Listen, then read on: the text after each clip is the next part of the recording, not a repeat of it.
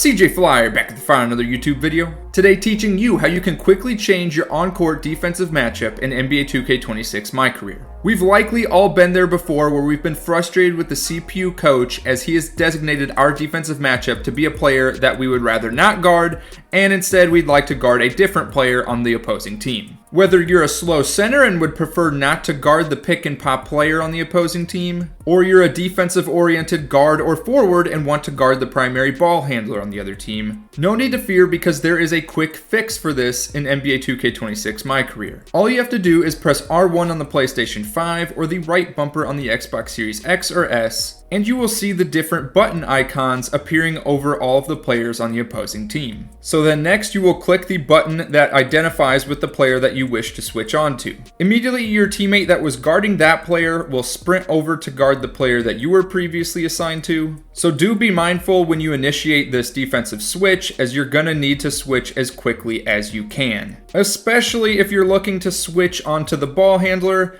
If you do this while the ball handler is at the 3-point line, he's obviously going to be wide open unless your player is already there ready to switch onto them. Similarly, if you're switching off of a player that is in the paint and he's going to be wide open, do be mindful of that as well. It's best to initiate these defensive switches as the ball is being inbounded on the opposing side of the court, and in that way you're avoiding giving the other team an easy bucket. This technique for changing your defensive matchup while on the court also applies to player locked modes such as Play Now with the player lock on and My NBA with the player lock on. As you can see on screen now, I'm playing Play Now offline with the Thunder versus the Lakers. And I'm setting the player lock to be turned on for shooting guard so that I'm only controlling Lou Dort. And here on this possession, I'd like to switch on to Luka. So I click R1 since I'm on the PlayStation 5, and then click X since Luka is set as the point guard on the other team. Immediately, Shea sprints over to the player that I was guarding, and I sprint over to guard Luka. Let me know in the comment section down below if you have any questions regarding this feature, and click one of the videos on your screen now for another NBA 2K26 tutorial.